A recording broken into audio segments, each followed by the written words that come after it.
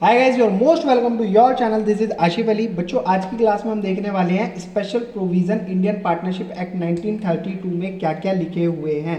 देखो, वैसे तो हमने लास्ट क्लास में भी प्रोविजंस पढ़े थे, लेकिन वो हमारे नॉर्मल प्रोविजंस थे। उस सिचुएशन में काम आने वाले प्रोविजंस थे जिस सिचुएशन के अंदर पार्टनरशिप डीड नहीं बनाई जाती है। लेकिन जिस सिचुएशन में पार्टनरशिप डीड ऑलरेडी है, उस सिचुएशन के अंदर भी कुछ ऐसे स्पेशल इंडियन पार्टनरशिप एक्ट के 1932 एक्ट के तहत बनाए हुए प्रोविजंस हैं जिनको हम फॉलो कर लेते हैं। जैसे पहला आता है ऑल पार्टनर एग्री। अगर सारे पार्टनर सहमत हैं और किसी माइनर पार्टनर को एडमिट करना चाहते हैं फर्म के अंदर। अभी हमने क्या पढ़ा था? हमने ये पढ़ा था कि किसी भी माइनर 18 साल से नीचे कम उम्र के व्यक्ति को हम अपनी पार्टनरशिप फर्म के अंदर एडमिट नहीं कर सकते, उसे किसी भी तरीके से पार्टनर नहीं बना सकते। लेकिन यहां पर देखो, सिचुएशन बदल गई। यहां पर अब मैं क्या कह रहा हूं, सारे पार्टनर अगर सहमत हैं तो माइनर पार्टनर को भी एडमिट करा जा सकता है, जिससे अगर उनको दिखाई देता है कि इसकी पार्टनरशिप से फर्म को बेनिफिट होगा, तो उस सिचुएशन के अंदर माइनर पार्टनर को भी एडमिट किया जा सकता है।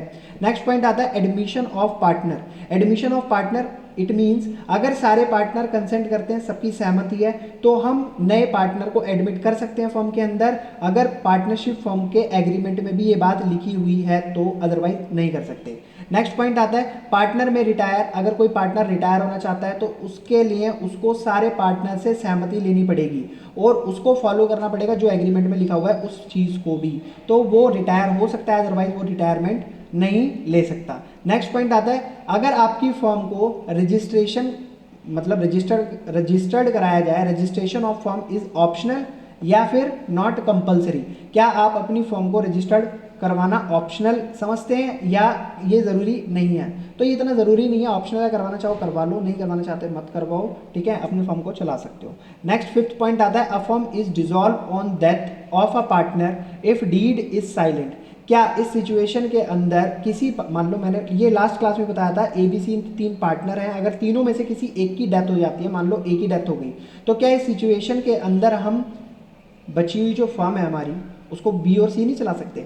क्या उसको हमें खत्म करना पड़ेगा, डिसॉल्व करना पड़ेगा? तो बिल्कुल हाँ, अगर पार्टनरशिप डीड में पार्टनरशिप डीड नहीं लिखी हुई है तो उस सिचुएशन के अंदर किसी भी एक पार्टनर की डेथ होने पर फर्म को डिसॉल्व करना मैंडेटरी है। ये इंपॉर्टेंट है, ये स्पेशल प्रोविजन कह रहे हैं, मैं नहीं कह रहा, ठीक है, इनको हमें फॉलो करना ही पड़ता है। आई होप बच्चों आपको सारे स्पेशल प्रोविजंस अच्छे तरीके से समझ आए होंगे। अगर वाकई समझ आए हैं तो प्लीज़ वीडियो को लाइक कमेंट शेयर जरूर कीजिएगा। फिर मिलेंगे आपसे बच्चों अगली वीडियो में अगले नए कॉन्सेप्ट के साथ। तब तक के लिए धन्यवाद।